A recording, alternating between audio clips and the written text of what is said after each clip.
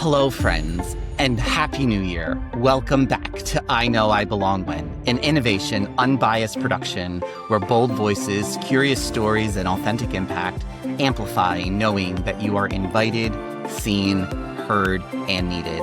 I am your host, Christopher Bylone, Principal Strategist at Innovation Unbiased. This is more than a conversation. It is a movement, a mirror, a megaphone, one where raw truth meets radical hope. Let's get the show started. As we start season 2 of I Know I Belong When, we are opening the season with a special episode, a look back at the powerful lessons from season 1. Today, we will revisit the voices, stories, and strategies that showcased what inclusive leadership should and must look like. And just as importantly, we demonstrated that belonging is not just a feeling, it is an outcome of intentional actions. We use a formula of belonging equals equity plus diversity times inclusion to the power of accessibility.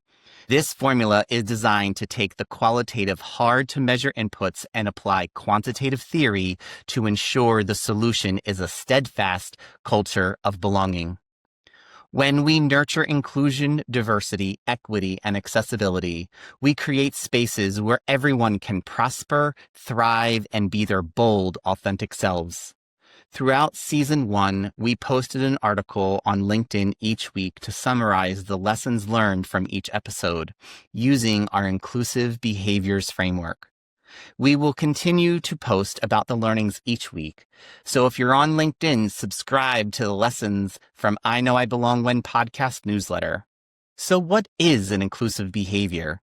Inclusive behavior is any action or attitude that actively nurtures cultures where everyone can prosper, thrive, and be their bold, authentic selves. We start with the foundation of what it means to practice inclusive behaviors. Let us take a look back at two of our guests, Brooklyn and Julie, as they demonstrate what inclusion really is.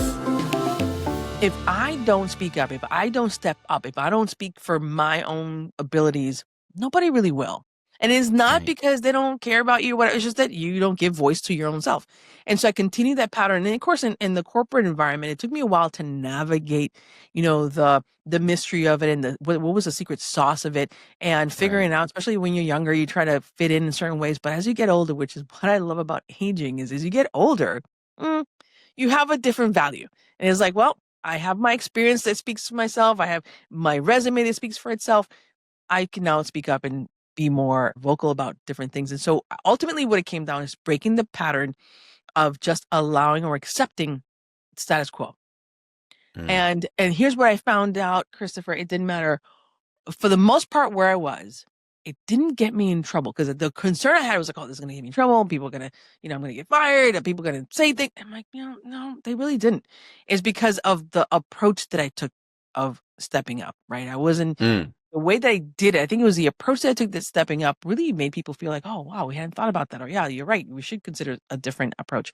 So for me, it was more around understanding that I belonged, that I mattered, and that, man, this is just fun. Let's just see what happens. And that level of curiosity has led me to where I am today. This has to be an intentional part of who I am, my business strategy, like however you're looking at it from individual to organizations, has to be consistent. It's not a one and done, check the box activity. It's not a bold proclamation. And then, I put up the statement, I said the thing. It's more than that. It has to be these everyday, continual allyship actions. And it's often the smaller, less visible ones that are more meaningful to people and act like a domino effect on others. Inclusive behaviors are not just grand gestures or policies. They are the daily choices we make to see, hear, and uplift one another. As Brooklyn reminds us, inclusion starts with the courage to show up and speak up for ourselves and others. And as Julie shares, it is a constant, often unseen acts of allyship that ripple and transform cultures. When we each commit to these daily actions, we do not just create a space for belonging, we ignite it. And that is the foundation of an inclusive community. Everyone empowered, everyone valued, everyone thriving as their bold, authentic selves. Our inclusive behaviors framework has 4 distinct behaviors: committed to diversity, actively inclusive, multicultural agility, and my personal favorite, purposely unbiased. Let us first explore committed to diversity. It is to demonstrate active engagement in advancing intersectional representation by ensuring every layer of leadership and influence reflects the diversity of its people. This means diversity is more than numbers. It is about who gets to lead, who gets heard, who gets to shape the future.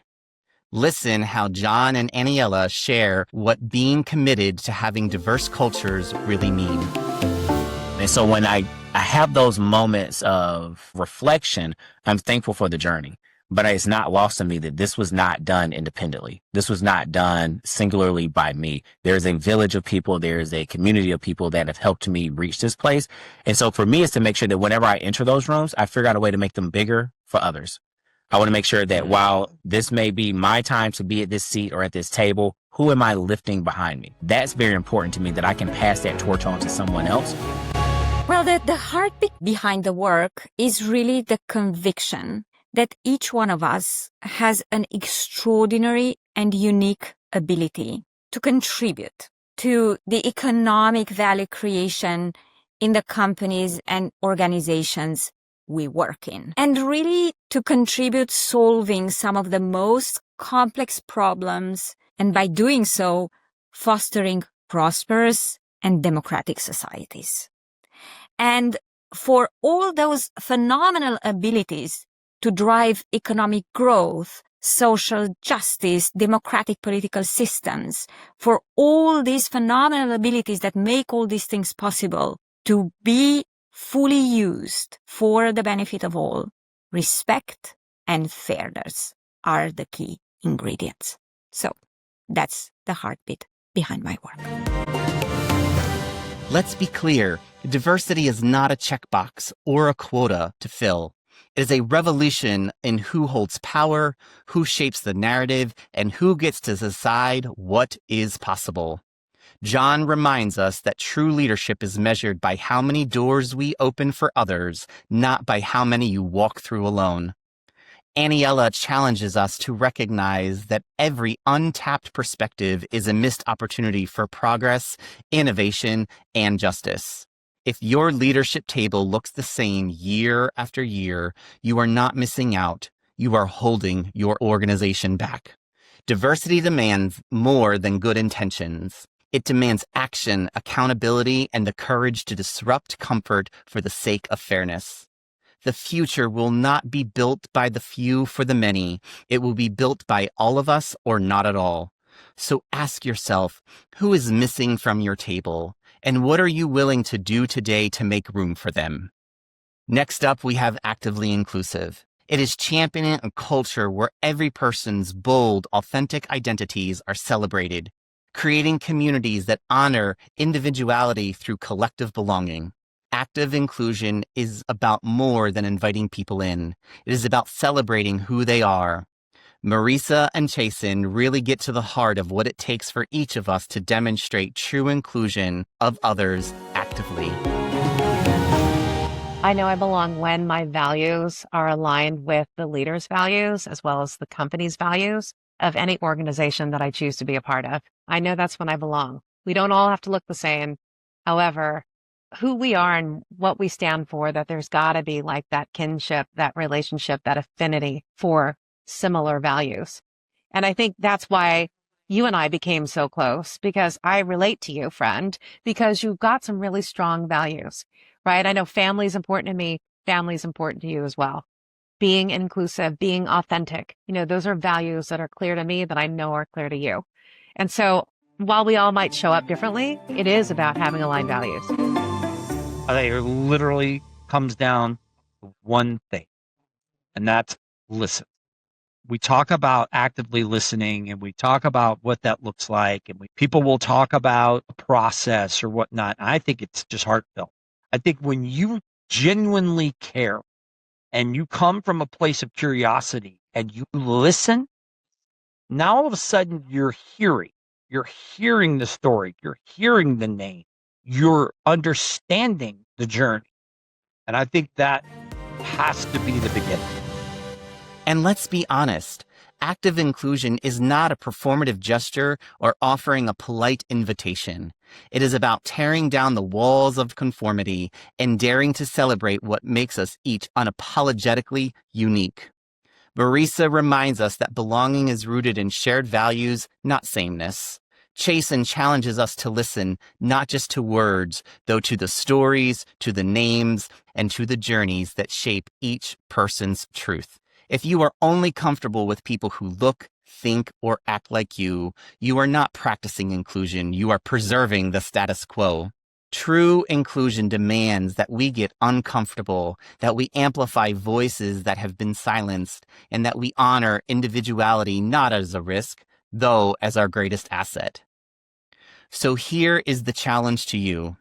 Are you willing to move beyond mere acceptance and into celebration? Are you ready to listen so deeply that you are changed by what you hear? Because until we do, belonging remains a promise unfilled. Inclusion is not passive. It is a radical, relentless act, and it starts with each of us in this moment. Now, let's move on to talk about multicultural agility.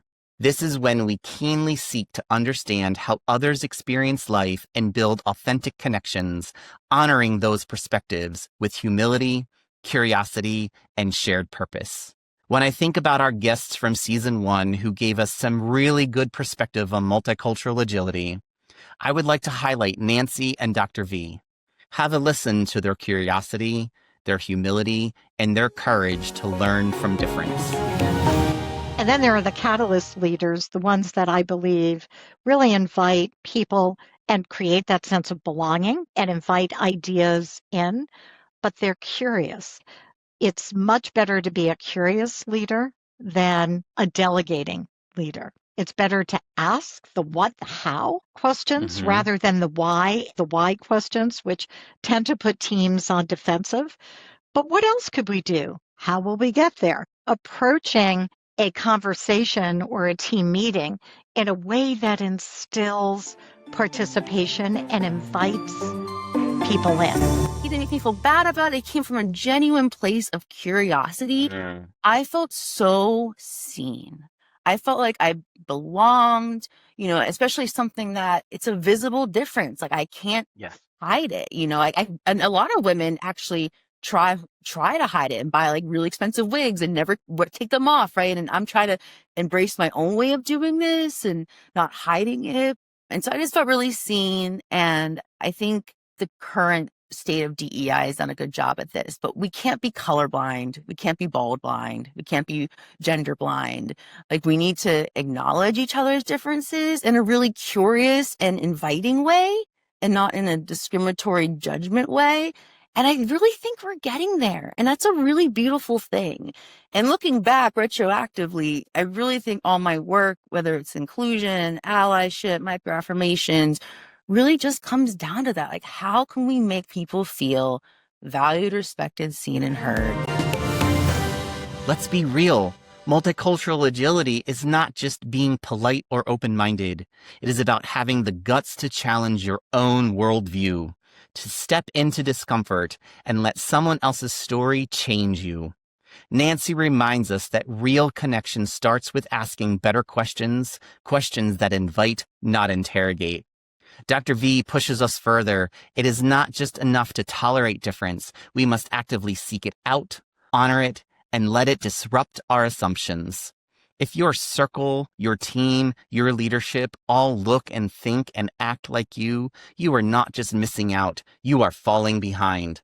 The future belongs to those who are brave enough to be humbled, curious enough to listen, and bold enough to build bridges across every line of difference. Multicultural agility is not a soft skill, it is a survival skill. So ask yourself, when is the last time you let someone else's experience truly change your mind? If you can't remember, it is time to get uncomfortable, because that is when real growth and real belonging begin. Now here's the fourth behavior and my personal favorite, purposely unbiased. Here is where you recognize and own your own personal biases, proactively work to minimize their impact, and intentionally cultivate spaces where equity and access are the norm. I do not want you just to be conscious about the biases you have. I want you to be purposeful in being an unbiased individual. This is about self-awareness and accountability. Christina and Julie challenge us to step outside of our comfort zones and examine our own biases.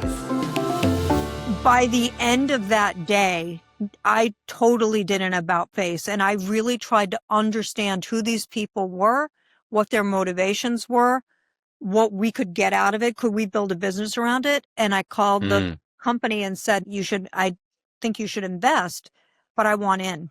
And I joined. They completely changed my mind on what they were doing, who they were, how they showed up in the world. And they went in one day from these like little bit scary people who don't use names, who use handles, Mudge, Silicosis, Weld Pond. And we built a really good company and then ultimately sold it to Symantec. So it was being in Mudge's wedding. It was Mudge, and he went on to be the Twitter whistleblower. And he's pretty well known if you know anything about hackers. And he just became a really great friend. But when they're different, from a different country, have a disability, neurodivergent, person of color, that angsty feeling is very real of like, oh shoot, like, I don't know. And that's just our natural bias coming into play. There's probably not a lot of truth behind that. So I think the accountability piece is when you do lean in and bumble and stumble, like you absolutely will, and you have those doubts or biases creep up and maybe even come out of your mouth or show up in your actions, be ready to be coached. Be ready to be called in. Like, it's not a bad thing. I've had people do that to me, and it's like, oh, wow, they must really care about me to share something with me that I can't see or haven't seen yet in myself. And I think or just apologize and move on. Right? Like, own it. Let's cut to the truth. Bias is not a glitch in the system. It is the system. If you're not actively dismantling it, you are enforcing it. Christina reminds us that transformation begins when we challenge our own assumptions, lean into what and who we do not understand. Julie takes it further. Being called in is not a criticism, it's care. It's about someone saying, I believe you can do better. Purposely unbiased means more than awareness. It demands action. It means interrogating your own defaults, owning your blind spots, and inviting accountability even when it stings. If you are waiting to feel uncomfortable before you change, you will wait forever. Comfort is the enemy of equity. So here's the challenge. Will you choose courage over convenience? Will you let feedback shape you? Because neutrality is not an option. Bias left unchecked becomes harm, and harm is never neutral. The question is not whether you have bias, because we all have bias. Even I have biases that we need to work on each day to ensure they do not negatively impact others around us.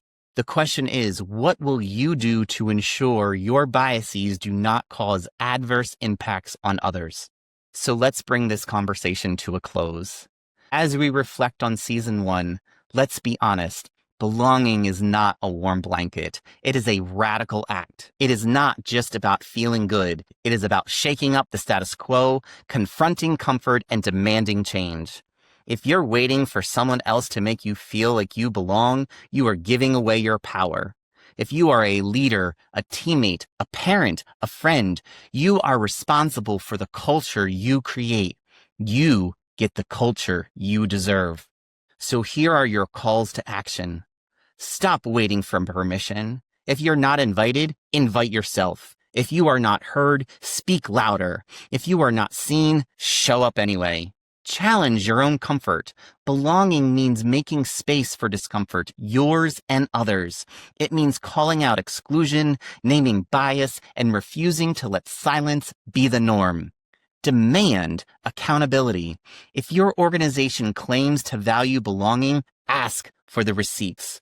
Where are the policies? Where are the metrics? Who is being left out, and what are you doing about it? Practice radical listening. Listen to the voices you have ignored. Listen to the voices that make you uncomfortable. Listen to the feedback that stings, then act. Be the disruptor. If you are in the room, make it bigger. If you are at the table, pull up more chairs. If you have privilege, use it to open doors, not guard them. As we look ahead to season 2, ask yourself, what will you disrupt? Who will you invite in? What uncomfortable truth will you name? What action will you take today to make belonging real? And as we know, belonging is not a destination. It is a practice, and it starts with listening.